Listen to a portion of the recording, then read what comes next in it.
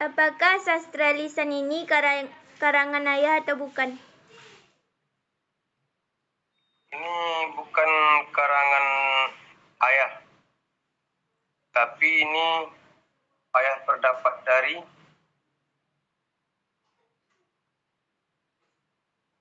buku yang pernah ayah baca sekitar tahun 1993 yang dimiliki oleh datuk kami, istilahnya pengulu adat ayah masa itu. Nama datuknya Datuk Muda atau Datuk Mudo. Jadi nama datuk tersebut Idias. Beliau sudah lama meninggal. Jadi dia memiliki buku itu, buku Tambus Sejarah Air Bangis. Di sanalah yang baca sejarah air Bangis. Terus? Dari siapakah sastra lisan ini ayah peroleh?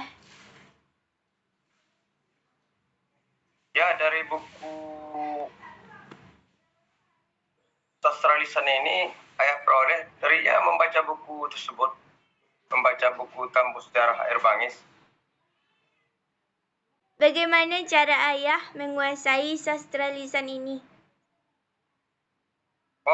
Cara menguasai lisan ini. Ayah menguasai lisan ini setelah mendengar orang-orang tetua dahulu. Waktu ayah masih bujangan lah, masih lajang. Orang tua-tua dulu bercerita tentang sejarah air Bangis. Sama halnya, pokoknya ceritanya identik dengan buku yang pernah ayah baca. Terus? Sepengetahuan ayah, di mana sajakah tradisi lisan ini menyebar? Sejak tradisi ini menyebar. Sejak diangkatnya Aswir Asgar jadi Raja Daerah Bangis. Disinilah awal mulanya menyebar. Kira-kira tahun 2004 lah kalau tidak salah. Waktu Aswir Asgar berdomisili di Air Bangis. Dia bagian dari keturunan Lanang Bisai. Atau pokoknya garis keturunan itulah.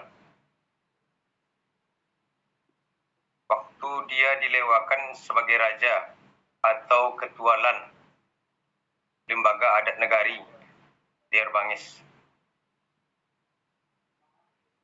Terus?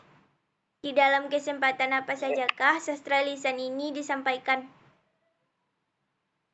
Disampaikan waktu pengangkatan atau menobatkan, istilah lainnya wisuda atau dilantiknya Raja terakhir Air Bangis. Apa yang ayah ketahui mengenai asal-usul kenagaran Air Bangis? Mulai terkait dengan latar belakang sejarah penamaan Air Bangis, dan apa saja peristiwa penting dalam penamaan Air Bangis? Lalu apakah ada nama lain dari Air Bangis? Bagaimana pendapat dari ayah? Begini,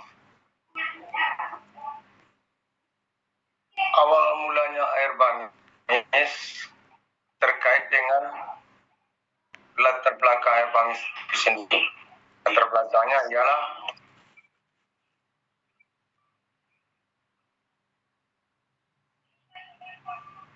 Tuanku Lanang Bisai. Tuanku Lanang Bisai inilah dari Raja Air Bangis pertama inilah awalnya dimulai. Lanang Bisai ini berasal dari Indropuro atau Indrapura yang sekarang di pesisir selatan Sumatera. Jadi waktu itu terjadilah huru-hara di kerajaan Indrapura. Maka larilah Lanang Bisai beserta dua temannya.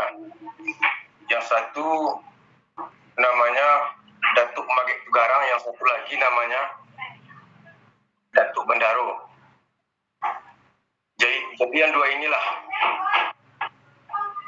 yang Bapak kenal pendamping Lanang Bisai. Beliau melarikan diri melalui jalur laut, atau boleh dikatakanlah menggunakan sampan waktu itu kapal layar. Lama berlayar, maka sampailah di air Bangis ini. Awalnya air Bangis ini, daerah sekarang ini, yang kota air Bangis ini, dulunya tidak lebih daripada belantara, bolehlah dikatakan hutan.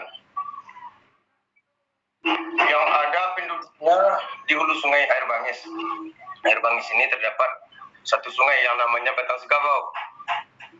Di hulu Batang Sekabau inilah mula cikal bakalnya yang namanya air Bangis mulai. Jadi ceritanya begini, sampailah si Lanang Bisai ini ke yang namanya air Bangis. Sesudah di muara sungai, Lanang Bisai terasa lega. Ia mendapatkan suatu daratan yang datar. Boleh dikatakanlah Lanang Bisai lah yang pertama menemuinya. Begitulah kira-kira pendapat Lanang Bisai. Ternyata yang dipikirkan Lanang Bisai itu meleset. Rupanya ada yang lebih dulu negeri ini yang namanya Naluhum, tapi bukan di sini, di hulu sungai ini. Terbukti dari hanyutnya sampah-sampah dari jagung yang sudah dipanen dari hulu sungai ke muara. Nampaklah sama Lanang Bisai selama berlayar menelusuri hulu.